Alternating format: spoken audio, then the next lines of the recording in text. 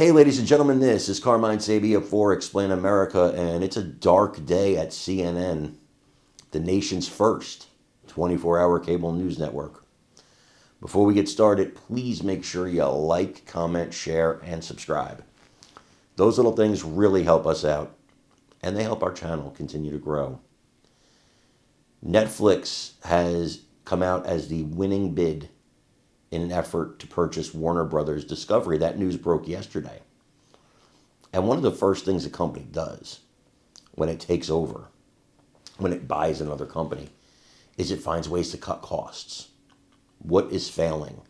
What can we cut that's going to save us millions and millions and maybe hundreds of millions of dollars?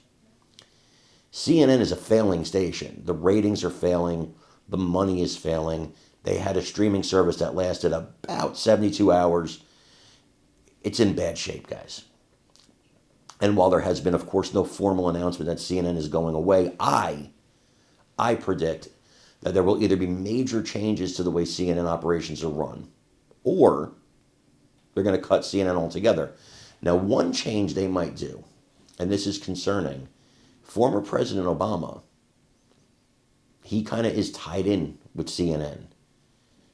And it would scare me, but I could see them turning it over to the control of the Obamas and giving them a national platform to basically produce propaganda.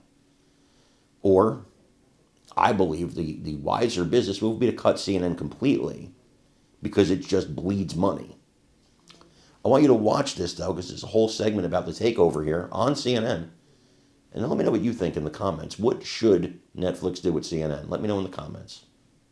And when it weighs whether to cut rates as expected next week. All right, let's check some of today's business headlines. Sources tell CNN that Netflix is now the front runner in a bidding war for Warner Brothers Discovery, parent company of CNN. The streaming giant offered about $28 per share for the company's studio and streaming assets. Paramount's new bid is closer to $27 per share, but that does include all of Warner Brothers Discovery, the studio and streaming side, plus CNN and other cable channels. The number of billionaires has reached an all-time high. That is, according to the Swiss bank UBS. There are now, get this, more than 2,900 billionaires on the planet, with almost a third of them coming from the United States. Gains in tech stocks have helped these numbers reach a new record. New Zealand is celebrating IKEA opening its first store in the country. It might not sound like that big of a deal, but that's the Prime Minister cutting the ribbon. New Zealand is one of the last developed countries in the world to get an IKEA.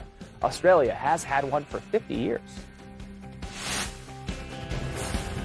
Advisors to the CDC will try again today to vote on whether to change the hepatitis B vaccine schedule.